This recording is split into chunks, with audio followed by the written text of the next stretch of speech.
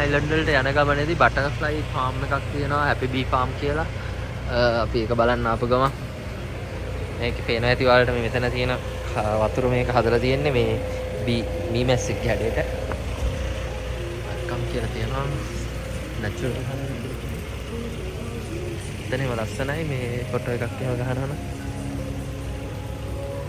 මේ ඇතුළට යන්න තියෙන්නේ හනි. එකට යනකොට තියෙන හැපි බී ෆාම් එක තමයි මේ තියෙන්නේ.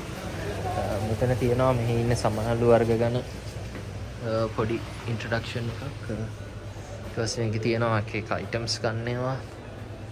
ආලා යනකොට මෙතන මෙයාලා මේ සමනළු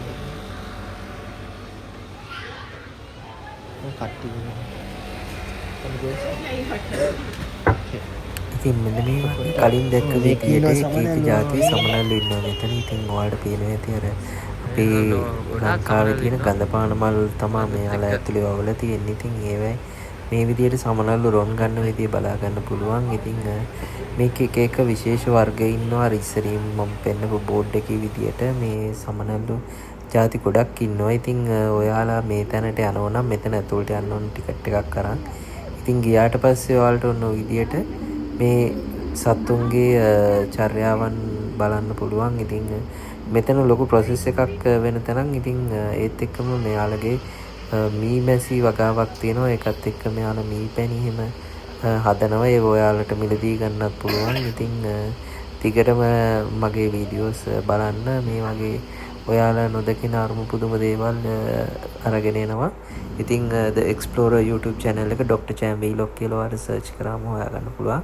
ඉතින් direct ඔයාලට මගේ YouTube එකට ගිහිල්ලා subscribe කරන්නත් පුළුවන්. ඉතින් ඔයාලට පේනවා ඇති මෙන්න මේ විදියට අපි යන ගමන් හැම එකක්ම ඔයාලට ගේනවා. ඉතින් ඒ දේවල් බලන්න රස විඳින්න.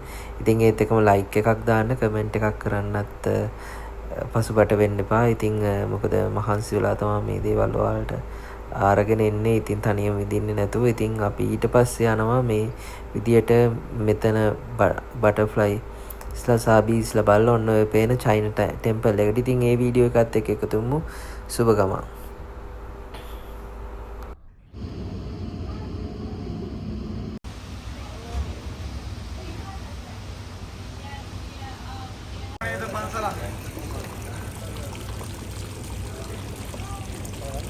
Amin.